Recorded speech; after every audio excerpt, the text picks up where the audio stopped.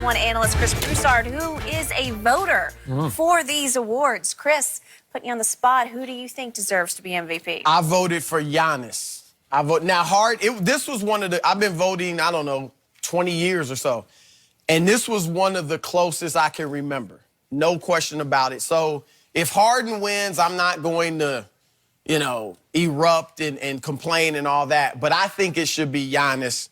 And here's why. Remember, this is a regular season award. The votes are due like April 14th or something like that. So forget everything that happened in the postseason. And to be honest, both of these guys had their low points in the postseason. So if we voted based on postseason, it would obviously be Kawhi.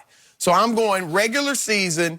We can go through the stats. Obviously, Giannis was great offensively, rebounded the basketball, had 6 assists a game, was arguably not only one of the top 5 offensive players in the league, but one of the best, arguably the best defensive player in the league. In fact, he's one of the 3 finalists for Defensive Player of the Year with Rudy Gobert and Paul George. And I voted for Giannis for Defensive Player of the Year. So does it on both ends of the floor. But let's get to the crux of the matter. Because the argument for James Harden is this. Houston was floundering. They were done. They were 11-14 in early December, and Harden went on this 30-point tear, and he saved their season, right? My point is this. Why should we reward Harden why did they get in the hole? He allowed them to fall into an 11-14 hole with Chris Paul healthy, with Clint Capella healthy, with Eric Gordon healthy. All those guys were healthy when they were 11-14. So he essentially was spectacular for 4.5 months of a 6-month season in terms of individual play and winning. He was spectacular individually the whole year, but in terms of winning, which is important in this, he was only great for 4.5 months. Giannis never allowed Milwaukee to fall into a hole.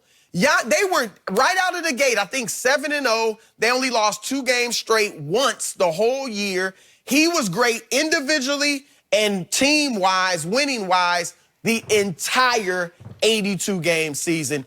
He's better on both ends of the floor on defense than Harden, way better. It's got to be Giannis. Got to be. And I just convinced Shannon. I can tell by the look on his face. Oh, you already know you didn't convince me because I was trying to convince you during the season that it should be James Harden. Because let me tell you why I think it should be James Harden. James Harden was 3rd in the NBA in minutes at 37. Giannis was 42nd at 32. And here's the thing that you keep saying that Chris Paul was there. Chris Paul missed 24 games. Clint Capella missed 15. Eric Gordon missed 14. That's 53 total games between their 2nd, 3rd, and 4th best players. Middleton missed 5 games. Bledsoe missed 4. Brook Lopez missed 1. That's 10 games between their 2nd, 3rd, and 4th best players. Chris Paul, you said in December. Chris Paul missed 17 games in December and January. James Harden averaged 43 points, 8 assists in 39 minutes. That's what he did, Chris. But Chris was healthy. He went down after when the winning streak began. When they were 11-14, all those 3 players you mentioned were healthy. Why did Harden let them fall that low? Hold on. And what we know now is that there was something going on. There was something brewing behind the scenes that we didn't know, Chris Broussard, that was causing this. So is it an accident that these numbers went to historic levels once Chris Paul was removed from the equation? I think not. That's another reason. We've never seen an offense. Because Harden, he didn't alienate teammates. He didn't alienate teammates. Everybody was all love up in Milwaukee. Hold on. Well, hold on. How is it James Harden? Because we've seen 2 places that Chris Paul has been and teammates have been alienated. He goes through a 3rd. Nobody else from that team. There was no one from the Clippers that claimed except Chris Paul. There's no one that came from the Hornets or the Pelicans, whatever they were before they changed their name, came to Houston except Chris Paul. So what we're seeing is a common denominator here. The numbers that this guy was able to put up on a nightly basis is that something we had never seen. Only 7 guys have this many points more per game than James Harden. 5 of them belong to Wilt. 1 belongs to Michael. The other belongs to Elgin Baylor. When you start getting to that historic type of category, man, MVP should be on your mantle. So allow me to say before I answer this question, this is going to be really hard for me to watch tonight because I just recently had to watch Giannis get exposed in the playoffs. He got exposed. And I recently had to watch James Harden do what he has too often done in the big game playoff stages, and that is failed miserably. Whether they had bickering going on, I don't know, but he failed miserably, and we've seen that regularly throughout his career. So now tonight I have to sit and watch, and I know I get it. The definition of the award is what did you do in the regular season? But, man, it's got a big asterisk in my mind about it because I'm like, I don't know. Is it possible number 2 wins the award tonight in a shocker, like he's an upset win? Not at all. You sure? There's not going to be a write-in vote, a late write-in vote? But it is too bad. We couldn't have had this. There's that lull before the playoffs start. I don't know what it is, 4 or 5 days? Why couldn't we just turn around and just do it you could on a extend Thursday it a night? You could extend it a week. Okay. You know, give them a few more days off. All right. And have a show. I agree. Just do the big, and it would really matter then. We'd be all over it. I'd be really, boy, because then I'd have no playoff inglory to taint my view of these guys. I'd be thinking Giannis just had a breakout season, and I'm with you. I'm torn. I'm where I was. I'm with Shannon on this one because in the end, I do have to make one point for James's year on defense. He was second in the NBA in steals, and he was second in deflections. Is that not pretty good? Yeah, he was better doesn't that have impact on your basketball team? And then if you have 32 straight games of 30-plus points, that was revolutionary to me for a 6'5" guy to do that basically from the perimeter. 32 straight games, and his scoring average is the highest since Michael's in 86, 87. Wow, that's pretty great. And I do think, I'm with you on they struggled early because they were all struggling, and he was struggling too.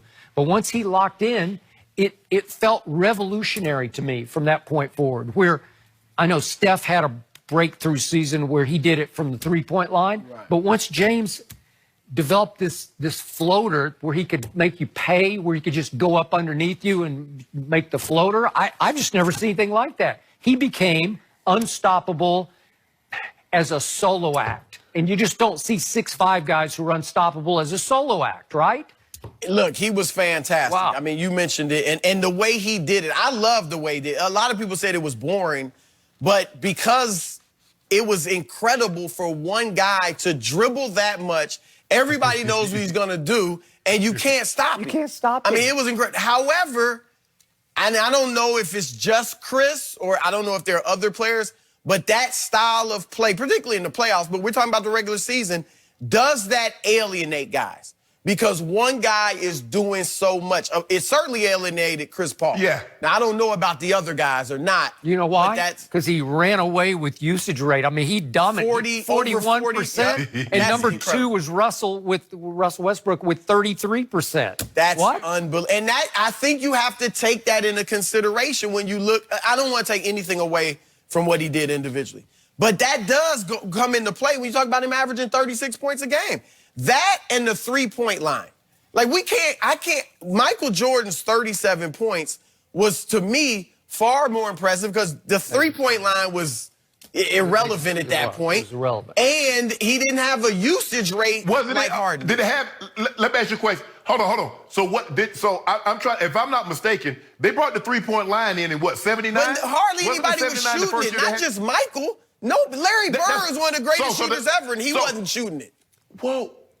So why do you get so because they weren't using it, you're gonna punish James Harden because he became proficient at it?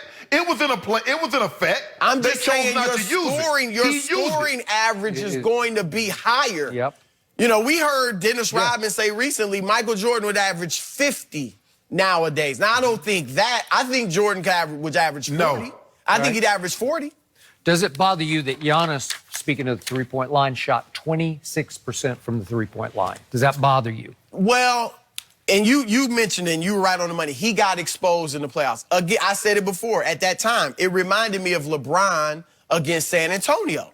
And they're at similar, LeBron was a little younger, but similar stages of their careers. Okay. And I think Giannis, it was good for him to learn that. And as with his work ethic, how much he wants to win, I'm sure he's working at it. But no, it doesn't. Overall, it doesn't really bother me from this season because it didn't hurt him in the regular season. No. Hurt him in the playoffs, though. James Harden had 2 60-point games, 9 50-point games, and 2 50-point triple-doubles. Chris, what you want the man to do? Well, if Giannis